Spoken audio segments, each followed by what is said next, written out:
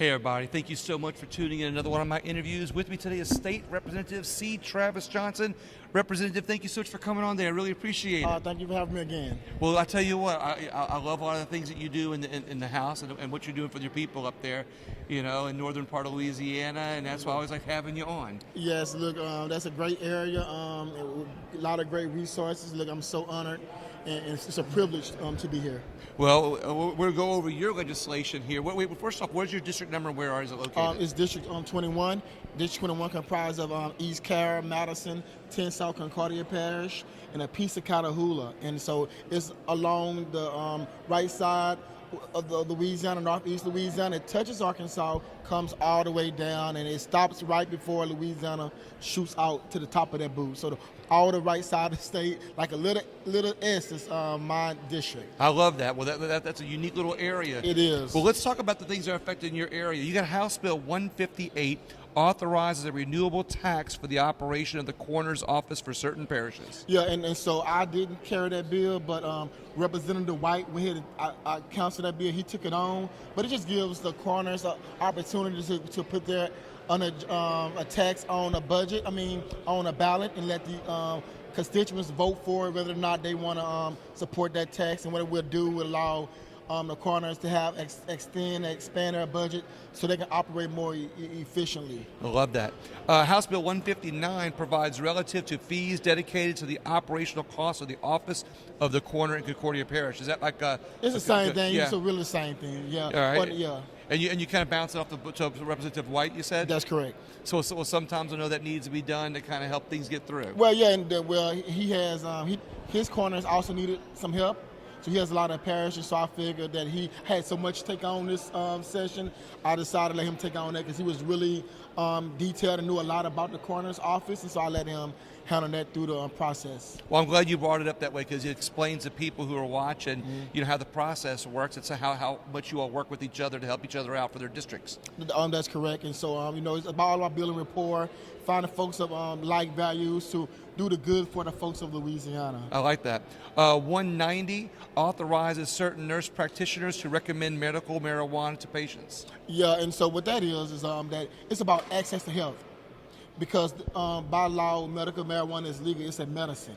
Yes. And so when you come to rural communities, you don't have a lot of doctors that can allow patients to have access to that medicine. And so nurse practitioners are authorized through a collaborative practice agreement. There you go. And so with a physician, and so they're able to recommend that to patients who may have cancer and other illnesses that this medicine is. So they weren't able to do that before? Or they were not. And your bill opens up that door to not only help people, but be able to allow this for the medical nurse practitioners. That's correct. And today is the last day today that bill will be up for concurrence, and I will be accepting the concurrence, and hopefully it will be going to law to the governor's desk today. More and more people are seeing medical marijuana as a way to help patients, especially like you say, cancer patients. Yeah, so many folks with illnesses that don't opioids is a very tough drug on the body. Sometimes folks get addicted to it, and so some studies find that medical marijuana don't have as big of an impact or as big of an effect. So it allows those kinds of patients, other patient illnesses, to be able to utilize it and not get addicted to opioids. House Bill 330 creates the Industrial Hemp Promotion and Research Program. Absolutely. I'm in a big agriculture area. One of the biggest, I represent the biggest representative agriculture district in the state, and so agriculture is important. But when it comes to sustainability, industrial hemp is the future. You can make over 10,000 uses. Even Tesla, exactly, in some places, is utilizing industrial hemp to make the interior of their cars. And so the hemp plant is so rich, it sucks out poisons and toxins out of the ground when fertilizer overused too much. That I didn't know. It replenishes the ground, it makes it more efficient for farmers, and so but there's a lot of research that has to be done, so this commission will bring these group of folks together, these experts together, to find more conducive ways to research industrial hemp and make it, I guess, beneficial for our state so Louisiana can be on the forefront of the industrial hemp revolution. I'm glad you pointed out how many other products that hemp is used for, because I think it's very important for our state when you look at all the different products that can come out of it, how much farmers can benefit, and since you live in a very rural area, how much the people of your area will benefit. That's correct. 373 provides for the Delta Agriculture Research and Sustainability District. Yeah, and so really, this became law last year, July 1st, and the governor signed it. And so the Delta Agriculture Research and Sustainability District, what it does, it creates this pilot district for this area. This area is economically deprived. So what it does, it focuses on industrial hemp, it focuses on agriculture sustainability, farmers market, it focuses on solar, hydroelectricity, anything sustainable to make our area better as we get ready to move into the 21st century with sustainability on the forefront. This is a pilot district that can work with the private sector, government, and university research. And 5 university presidents sit on the board: LSU, Southern Louisiana Tech, ULM, and Grambling. Those presidents also sit on the board with the governor and the Commission of Agriculture designees, and they come together to try to focus on research through sustainability. Sounds to me like this bill not only took a lot of work on your part and research on your part, but it looks like it connects a lot of dots for a lot of people. It does, even federally and statewide and locally. It bring all those governments together. 469 creates the Delta Bike Trail Commission. Yes. Along the Mississippi River, as I told you earlier, where my district is. Imagine having a bike trail along and on the levee at certain times in its journey. Imagine with bike tourism becoming cycling becoming a real big thing in America. It has, I think, a market almost $60 billion. Of market, so those cyclists, and also the trail, it would beautify the area. We would have particular rest areas, but that would be up for the commission to decide exactly how they see this vision. But I think a bike trail almost from East Carroll to Concordia Parish, almost 130 miles of bike trail would bring a lot of tourists to our area. Then that scenic view that you can only get in Sportsman Paradise, which is Northeast Louisiana, I think would be just something absolutely amazing. I like the idea of the bike trail because they have the Mississippi River Levee bike trail in the New Orleans Jefferson Parish area. That's correct. And I can see how much it beautifies not only the area, but it attracts a lot of people, gives a whole other recreation area.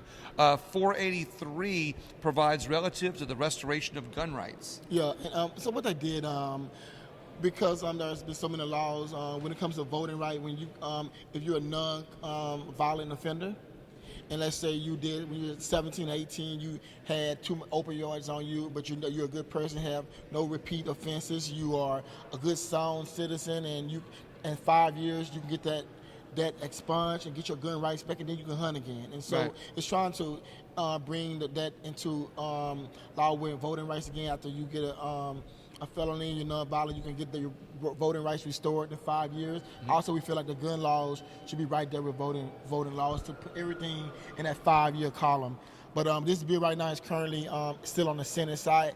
It was heard yesterday. A lot of members wasn't there, so it didn't pass. But if we get the votes today to bring it back, it takes 2/3 votes to bring it back, then we're going to let that bill be heard, and hopefully we can get the votes passed so we can make this law this year. Sounds like you're doing 2 things in this bill, not only keeping gun rights protected, or restoration of them, if you will, but also restoring people's rights that have reformed their lives and are doing better for themselves. That's correct. 493 provides relative to the maximum number of video draw poker devices. I didn't run that bill. I followed it, but we chose not to run that bill. Yeah, I like to point out when stuff like that happens is sometimes these bills, after you look at them and you study a little bit harder, you see it's just not the time for them yet. It wasn't the time. Thanks for not putting more legislation in place that we don't need at the time. I appreciate that.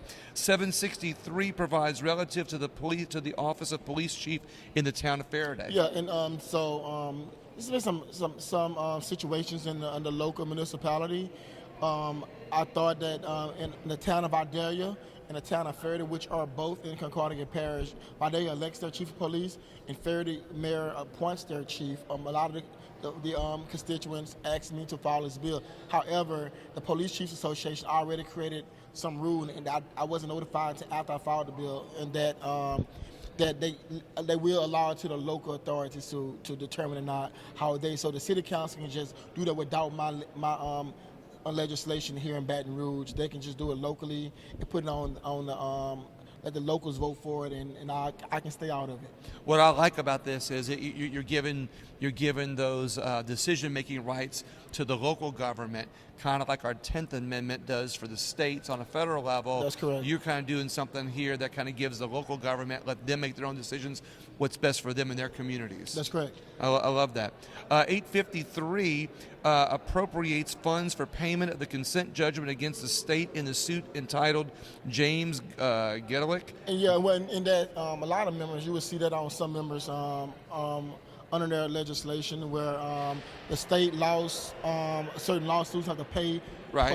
the plaintiff or the defendant, but it would so I filed a bill for an organization, and so the state through appropriation will allow, they would make up if they want to pay it, and I don't have to run the bill or do anything with it. I just file it, because normally they would just file this in appropriation, which is pay these lawsuits up front, but they found out that sometimes they don't even know where the lawsuit is. There's a lot going on, so these bills allow them to take their time to look at each case and payment one by one to determine if it's time to pay it, or the state doesn't have to pay it at the particular moment. And so that's all that I appreciate the explanation, because I have had other representatives and senators come up on the interview process say, the same thing. The appropriations needs legislation to pay it out. So it doesn't happen without anybody knowing about it. Exactly. It actually is legislation, and thank you for doing that. That was so 1076 provides for the Delta Agriculture Research and Sustainability And I District. explained that earlier. And so the same thing, what it was, we changed some of the rules on a previous bill, and once you supplemented with the amendment, it became a new bill, because we did a substitute amendment, and so it became the bill. So this is kind of the cleanup. Yeah, the cleanup. That's correct. House resolution, workforce development requests the Louisiana Workforce Commission to study the feasibility of creating facilities that provide virtual workshops and training in remote workstations. Yeah, and what that is, after COVID, we all seen how working from home and working the workplace drastically changed.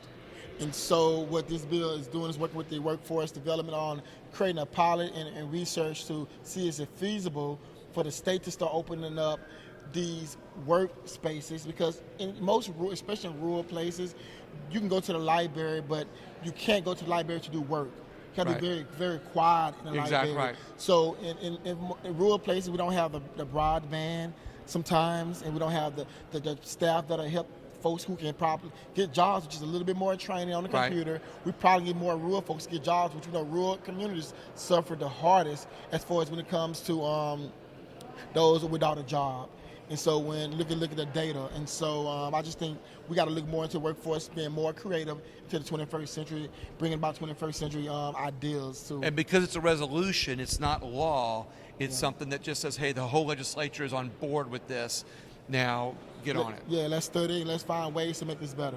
I got two more things for you. Your last one is House Resolution 121, recognizes May 10th, 2022 as Alpha Phi Alpha Fraternity Day at the state capitol. It's just a resolution. I'm a member of Alpha Phi Fraternity Incorporated, which is Dr. King is a member, Thurgood Marshall, a lot of college men are a part of it, who the few who joined our, I guess, illustrious organization. Yeah. And so I just, on that day, all the members around the state of Louisiana, they come here to the state capitol, and they just meet with legislators, they meet with the governor, they just talk about the fraternity issues they're doing, things they're doing in the community. And that's really much it. I got one more question. I'm glad you did it, because it just points out that this is something that's for the community, that just brings the community together in a different kind of way by recognizing that organization. But I haven't asked anybody else this question, but I'm going to ask you, because you're a good one for it. It's an easy one, I think. I always ask people what unites us as a country. I always ask people, on my national interviews, what unites us as a country. But what I thought of during this was you'd be a good one to answer. What unites us as Louisianians? Yeah, I definitely think we have culture. I think that Louisiana values just, we've always been a place where folks love one another. When it comes to policy, of course, you can find people who are just alike who can disagree on policy. But here in Louisiana, I think that our culture, our good food, our sports teams, you can always find Louisiana's hugging and holding hands at the Saints game. And so, again, it's just really finding things that bring us together and things that we don't disagree on. Let's just find ways to learn more about each other, learn more about the other representatives' area that they represent, because we all got to represent our particular districts. I think Louisianans are more alike than we are different. That's very true.